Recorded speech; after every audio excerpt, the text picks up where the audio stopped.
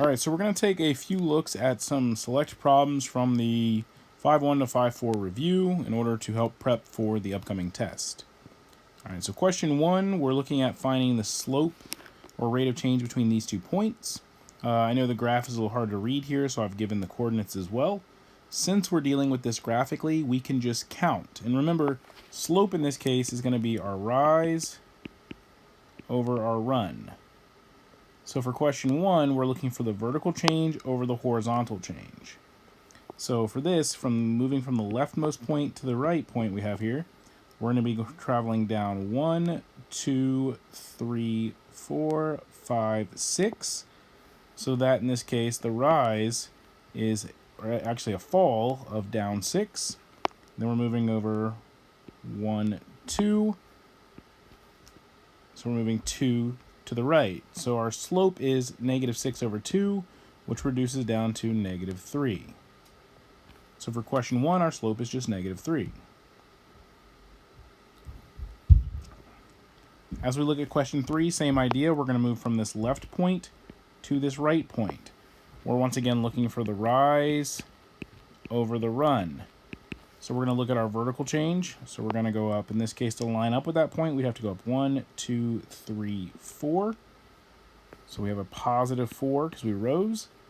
1, 2, 3, 4, 5, 6 is the run, or our horizontal change. So 4 over 6 reduces to 2/3. So we have a slope of 2/3.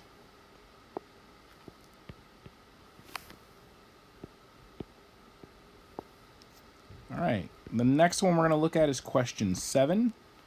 And in this case, we have a slope-intercept form equation, and it asks for the slope.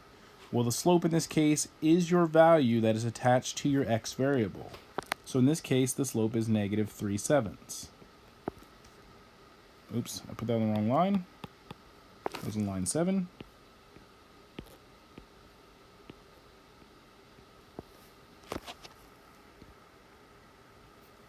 All right. Now we're looking at question 12. Question 12 asks us to write the equation in slope-intercept form. Remember, slope-intercept form is y equals mx plus b. So if we're looking at question 12, the slope is -3.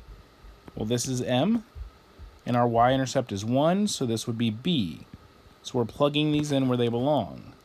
So for question 12, we get y equals -3x plus 1. Question 14, similarly, they give us a slope of 0, so this would be m. And then we have a y-intercept of -2, so that's b.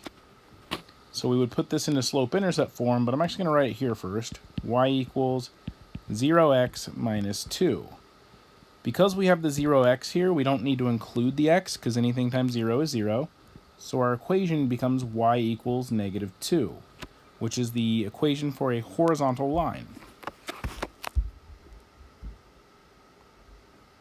All right, jumping to question 16, they want us to graph the line with the given information.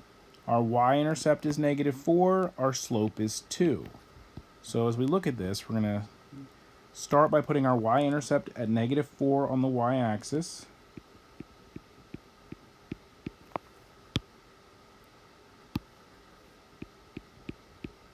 And then we have our slope of 2.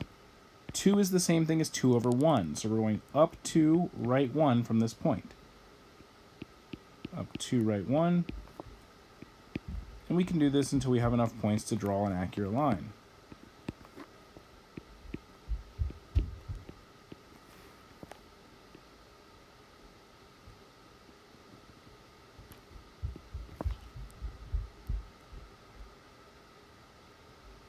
All right, let's look at question 18. Same idea. It's in slope-intercept form. This time we have a slope of -3/5 and a y-intercept of 4. So our first point is going to be to plot the y-intercept at 4 on the y-axis. There we go.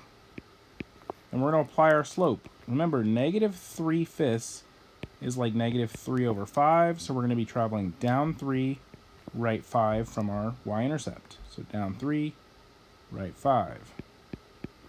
Down 3, right 5.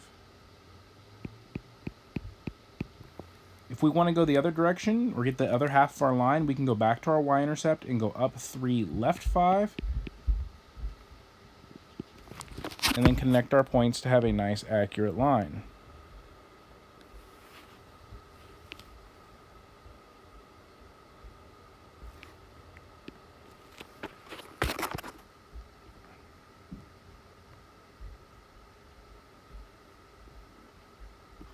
Now we're on to question 22, and it asks us to rewrite our equation in slope-intercept form. Remember, slope-intercept form is y equals mx plus b. So the goal here is to get y by itself. So we're going to simplify down the point-slope form of a line and go from there. So in question 22, we're going to distribute the slope. So this becomes 2/3 x, and then 2/3 of 6 would be 4, equals y plus 2. To get y completely by itself, we'll subtract 2. And when we do this, we end up with y equals 2/3 x plus 2. And so this is our equation in slope-intercept form.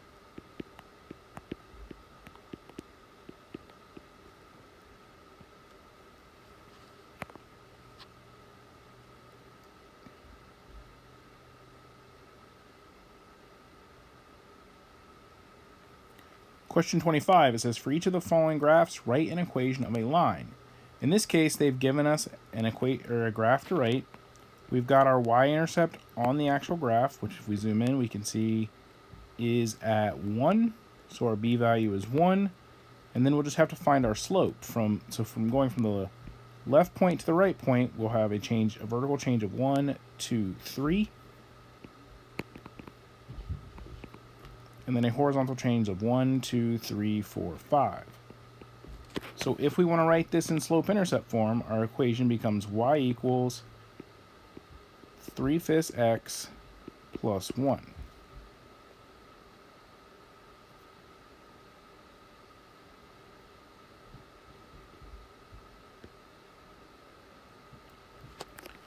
For question 26, it says, use the given information to write the equation of a line in point-slope form. Remember, point-slope form is y minus y1 equals m times x minus x1. So in this case, they've given us a slope of -3. So this is m.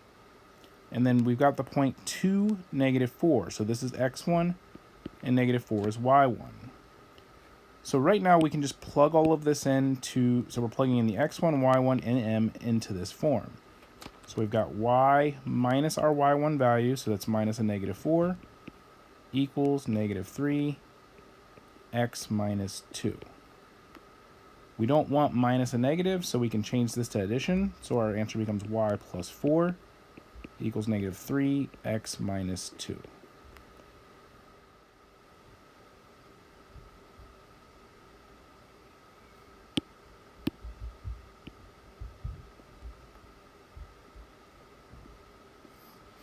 Question 30 says, write a linear equation in point-slope form. So more of what we just did. Remember, point-slope form is y minus y1 equals m times x minus x1.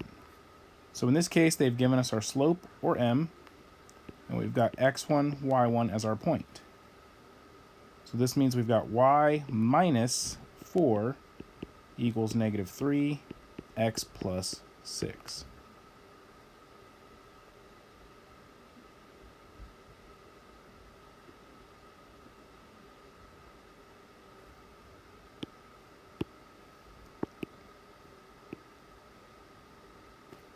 Let's look at question 32.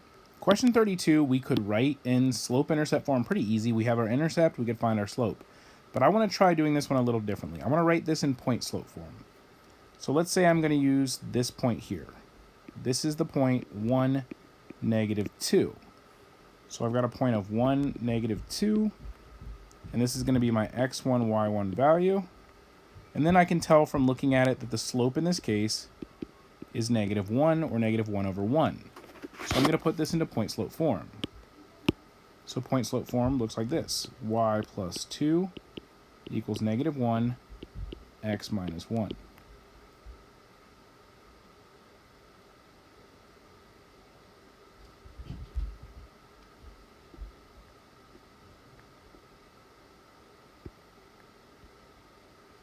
Question 34 says draw the graph using the given information. So in this case, we've got a slope of -2, so that's our m, and then we've got our x1, y1 point here.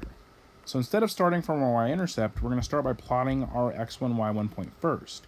So we're going to go over -3, 2, and we're going to start by putting our first point there. From this point, we're going to apply our slope. Our slope is -2 over 1, so that's down 2, right 1. So I'm going down 2, right 1, down 2, right 1, down 2, right 1, down 2, right 1. And then if I want points on the other half, I just do the opposite. And so now I've got all the points I need to connect to draw my line.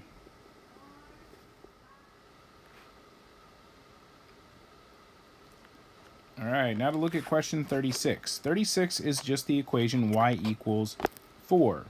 We notice that there's no x value here, which tells me right off the bat that my slope is probably 0.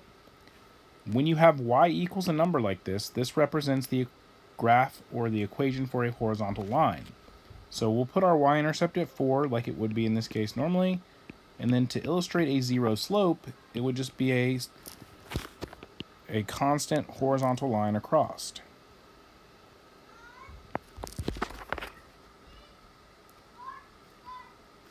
And then we have our last problem, question 38, x equals -2.